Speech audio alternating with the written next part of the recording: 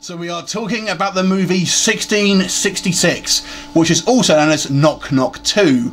Now this one came out in 2011, directed by Chris Schring. Now there was a Knock Knock that came out in 2007, but I don't believe it's anything to do with that film. And of course we had the Keanu Reeves 2015 movie Knock Knock, and clearly it's nothing to do with that either. So however you watch this, basically it's a found footage film. It's a very low budget film, so if you don't like either found footage films or kind of low budget horror, then it's probably not going to be the movie for you to start with. I actually did check out some other reviews before doing mine, and it kind of gets a little bit slagged off for not having kind of, you know, whiz bang special effects, but you're not going to get that in a kind of a low budget film, and even if they try it, it'll look crap a lot of the time. So you have to kind of watch these films with some idea about what you're going to expect. So I feel it was somewhat harshly judged.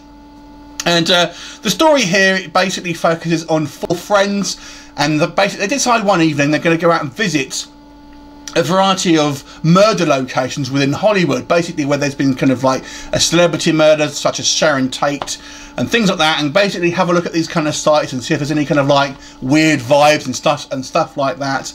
And they enter one house, and essentially there is a malevolent spirit there, and basically it traps them in the house and starts to torment them, and that's pretty much the rest of your movie. I won't go into any more than that, but pretty much that's your basic premise. So let's talk about the positives and negatives of this film.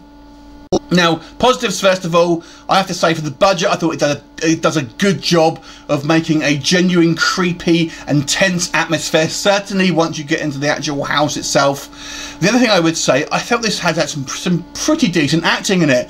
The actors here, I felt, gave a genuine and authentic performance. And really you kind of felt like these were real people and you were watching a real kind of footage that someone has taken. Now I think part of that is due to the fact that I believe at least this movie is largely ad-libbed, so the kind of the conversations and kind of the way people react to each other feels genuine, because I think for the most part it probably is.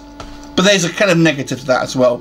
So we'll get onto the negatives, but I'll kind of just carry on what I said there.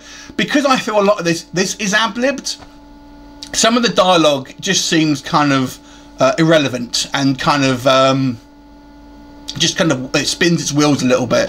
Certainly before we kind of get to the house and we are kind of going around these other houses, it drags. This film kind of is guilty of maybe dragging a little bit. It spends far too much time in that kind of, I would say, maybe the kind of the second and third quarter of this movie, just visiting all these variety of houses, and maybe they could have done one. It kind of they end up doing kind of a multiple, and it kind of makes it just drag on for that little bit more than I feel it should do. I feel some of the characters have better character, you know, bit of depth than others. Are kind of the main guy, if you like. I feel we kind of get a good sense of him, but certainly maybe a couple of the other characters we didn't really feel we kind of got to know. But I guess it's hard to do to a certain degree in a kind of a found footage film in its defence. Now, there isn't a lot of effects here, like I've said, but personally I didn't think that was a problem for this film. I thought it did a decent enough job of making this seem like a genuine haunting to me.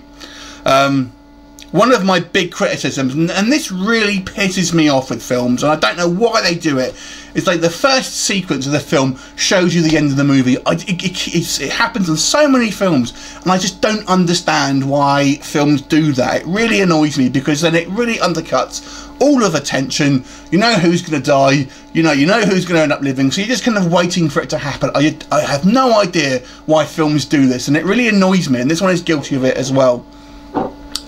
So there's that. Maybe that's a personal thing, but it kind of annoys me, and this one really is the end of the film.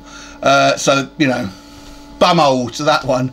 But I think the main criticism, the general audience will have this one, it kind of is a little slow. It's not a long film, it's only about 85 minutes or so, but nonetheless I feel it does drag, certainly within that middle section. But I felt like if you like found footage films, you kind of don't mind the low budget films, you will maybe want to check this one out for what it does, and for the budget that it's working with. I felt it made a relatively effective horror film that does have some kind of creepy moments, and you know, it's fairly well made and fairly well acted, so I can't kind of knock it too much of that. So I'm going to give this movie a 5.5 out of 10. Have you seen it? What did you think of it? Leave me a comment, and I will look forward to seeing you next time. Bye for now.